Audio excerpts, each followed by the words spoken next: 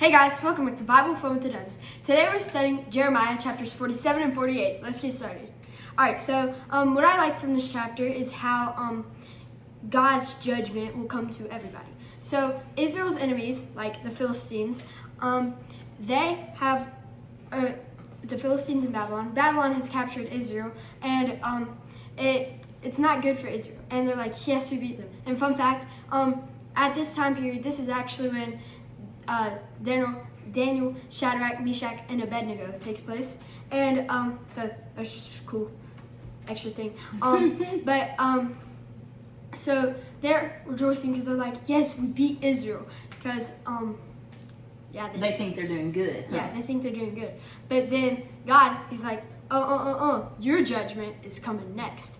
So basically in this chapter, he's talking about how he will, basically avenge the Israelites and avenge himself, really, against all the bad things that they did. And yeah. Yes. So we were kind of talking about God is sovereign over all of these people groups. So in chapter 47, we have the Philistines. In chapter 48, we have the Moabites. And what we've seen before this chapter is the judgment on Egypt. We've seen the judgment on, have we talked about Babylon yet? No matter what, judgment's coming to everybody.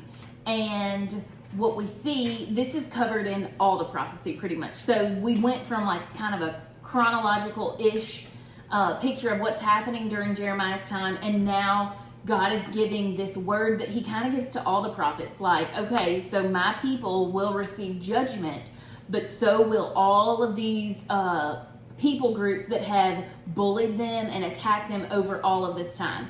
And what's interesting is God chooses to judge his own people first. So he starts with them, and in order to judge them, he allows the enemy to win. And so we see Assyria win. We see Babylon win.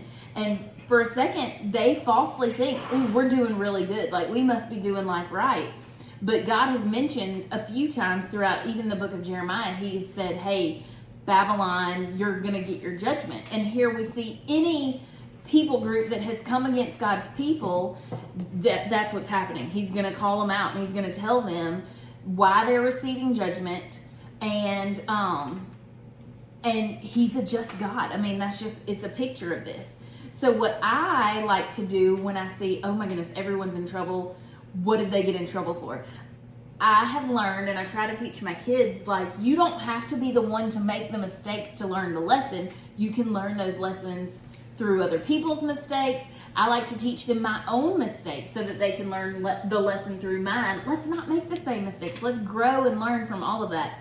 And so Jeremiah 48 lists a bunch of issues that Moab did, how they sinned, what they did wrong. It says that they were arrogant and they were entitled. They had a pretty easy go in their own life. So verse 11 says, Moab has been at ease from its youth, and it has settled on its dregs. He has not been emptied from vessel to vessel, nor has he gone into exile. So his taste remains in him, and his scent is not changed. They have not had a hard time, really. And so they're kind of thinking they're doing pretty good. They're overconfident, but that's what's going to get them in trouble. Twice in this chapter, the Bible tells us that he magnified himself against the Lord, he being Moab. It tells us that in verse 26, and then it repeats it in verse 42. He magnified himself against the Lord. And so there's one thing we sure don't want to do. We don't want to think, you know who would do a better job at being God? Maybe me. And so it's easy to be like, oh, Moab, you dummies, you shouldn't have been like that. But then you have to think back, hold on, have I committed that kind of sin in my own life? Have I ever disagreed with God about the lot that I've been given in life? Another thing it says about them is that they had pride. Verse 29, the pride of Moab, he's very prideful. He's very proud of his loftiness, his pride, and his arrogance, the haughtiness in his heart. We already know, the Bible tells us God despises the proud. He does not like that at all. And And I think it's because when we're prideful, we magnify ourselves over God. We treat ourselves like our own idol. And they're definitely doing those things too, worshiping false gods and idol worship. But when you make yourself an idol, I just think that's another level of grossness. And I'm saying that from experience when God has called me out for my own sin and my own idolatry. When it's you that is being the idol, that's a really hard pill to swallow and a difficult thing to recognize and want to get rid of in your life. And so what I found most interesting, and I think it's so like God, at the end of the long chapter of 48 that says all the terrible things that's going to happen to Moab, it says, yet, in verse 47, yet he will restore the fortunes of Moab in the latter days, declares the Lord. Thus far is the judgment on Moab. So I think that's interesting. Like, God chooses to give this one people group mercy and grace. And our family was talking about it. Moab comes from Lot, Abraham's, is it nephew, Dust? Abraham's nephew. And that's the people group. And if you remember, later we meet Ruth, who is a Moabite.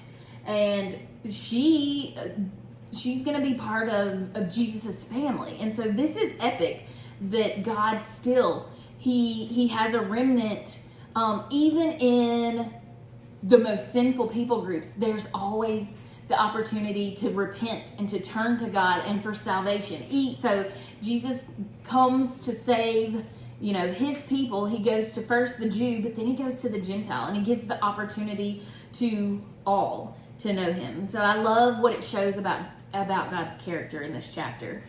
We're going to have more judgments coming up. Y'all just keep trucking through like we do when we go through our prophecy books. And we just have a few more chapters left. And I'm super proud of y'all. And we will see what God has for us in these last few chapters of Jeremiah. Thanks for joining us, friends. Bye. Bye.